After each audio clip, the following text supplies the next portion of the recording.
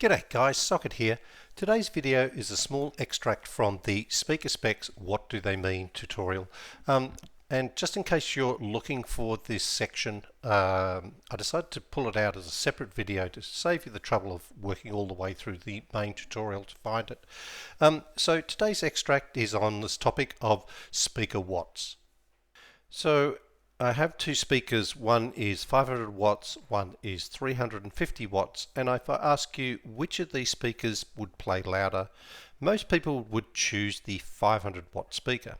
But it might surprise you to know that it's actually the 350 watt speaker which is the louder of these two speakers. And a lot of people would automatically say, well, but Socket, how can that be? And the reason for that is the wattage on a speaker is not a measure of its loudness; it's a measure of its power handling capacity. So yes, a 500 watt speaker will handle more power than a 350 watt speaker. In fact, wattage is on a speaker is how much continuous electrical power can a speaker handle without being damaged. Now, we also need to be a little bit careful because there are two different types of wattage that you will find in the technical data sheets or on the back of the back of the cone of a speaker or something, and that is RMS or root mean squared power, which is basically the average continuous power that a speaker can handle. It's like the everyday, running of the speaker, right? And then you have what they call peak power, which is really just the power limit that the speaker can handle in extremely short bursts. So you might have a speaker that has RMS of 350 watts and a peak power of 1000 watts, right? Now, speaker manufacturers love to put big numbers on the peak power, but to be honest, it's not necessarily a value that is very useful because you can't run your speaker at that peak power rate, right? That's why it's called peak. So when you're looking at the wattages and the power handling capacity of a speaker, make sure that you're looking at the average or the RMS continuous power number. Okay, so when you're talking to an electrical engineer, the definition of watts is actually the rate of power used or transmitted, where 1 watt equals 1 joule per second. So if I'm using my 300 watt toaster to cook toast for my breakfast, that toaster is using 300 joules per second, and yeah, that's the rate of power that toaster would be using, right? But we also talked about watts earlier in the tutorial when we were looking at how a speaker works and how the voltage, and the current sort of moves back and forward in different directions through the voice coil. And the formula is for calculating watts at any particular time is volts times current, which is measured in amps. Now, the other thing that people often get a little confused about is if I have a 100 watt speaker, does that mean it's drawing 100 watts of power from the amplifier? And it doesn't really work that way. A speaker is a passive device. It doesn't have any electronics to pull stuff from, or draw power from something.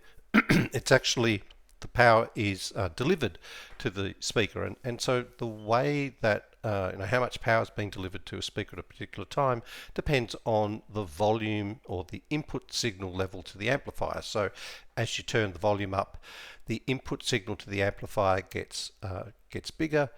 The amplifier responds by increasing the voltage, and the voltage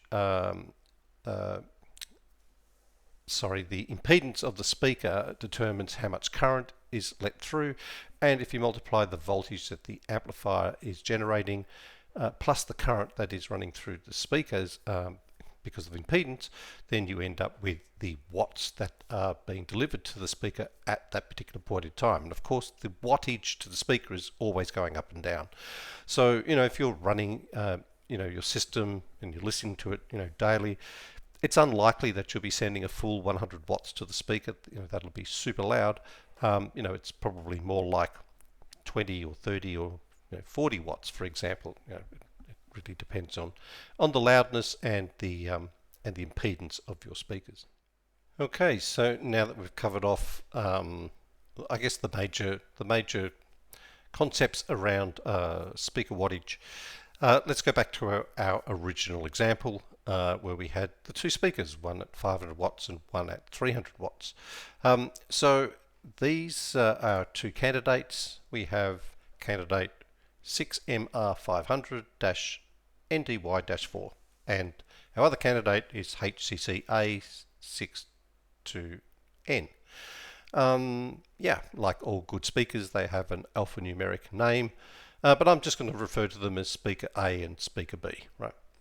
So here is the technical sheets for specifications for both speakers, and of course the first thing we're going to look for is their power handling, right? So speaker A can handle 500 watts on average RMS and 1000 watts peak.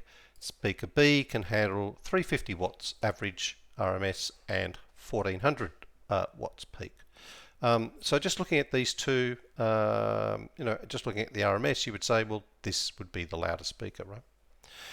But as we know, and we saw earlier, that loudness of a speaker is more related to its sensitivity than how many watts it can handle, right? So if I look at the sensitivity for both of these speakers, this one has a sensitivity, speaker B has a sensitivity of 99, which is extremely sensitive, whereas the other speaker has a sensitivity of 96. So that's interesting. So just based on sensitivity, there's a 3 dB difference, which would mean that to play the same loudness, this speaker would need twice the power, right, to match this speaker. So let's say we were using 100 watts of power into both of these speakers. We can do a quick calculation, which is 10 times log of 100 watts is 20, and add that to the sensitivity. So we've now got 116 dB for this speaker and 119 for this speaker. So this is 3 dB louder than this one, right, at 100 watts. Okay, so far so good, but that's not the end of the story. It also depends on your amplifier and how much power it can supply, and whether it's stable at 1 ohm or 2 ohms or 4 ohms. So let's say, for example, I have an amplifier that is stable at or can provide 300 watts at 4 ohms and 500 watts at 2 ohms. And I'm just making this up. This is some magical amplifier, right? So once again, if I go and take a look at the data sheets, what it tells me is that speaker A is a 4 ohm speaker and speaker B is a 2 ohm speaker. Now, the impedance of a speaker, whether it's 2 ohms or 4 ohms, doesn't make it automatically louder. What it does allow is a 2 ohm speaker is less resistant to the current passing through the speaker. So if the amplifier is able to, the amplifier will deliver more power. So yeah, if that kind of makes sense. So for this amplifier speaker combination, speaker A would only be getting 300 watts into the speaker because it's a 4 ohm speaker, right? And at its maximum level, the maximum sound decibels it will make is 121. Right, 300 watts, blah blah blah, 25 plus 96 is 121 dB, because the amplifier can only deliver in 300 watts.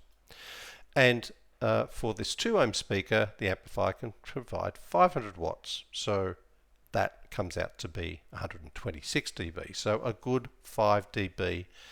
Now, if every 10 dB is a doubling in sound, so 5 dB is pretty significant, right?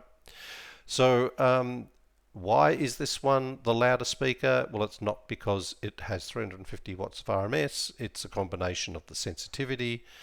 It's a combination of the amp that it's paired with and whether that amp is stable at 2 ohms and how much power it can deliver at 2 ohms. Right. So looking at the loudness of a speaker, yeah, is a little more complicated than just looking at the wattage on the back of the pack.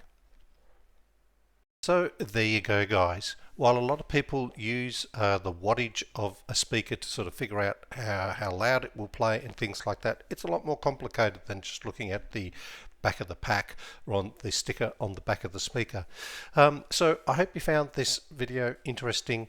As always, thank you so much for watching, and I will catch you in the next episode.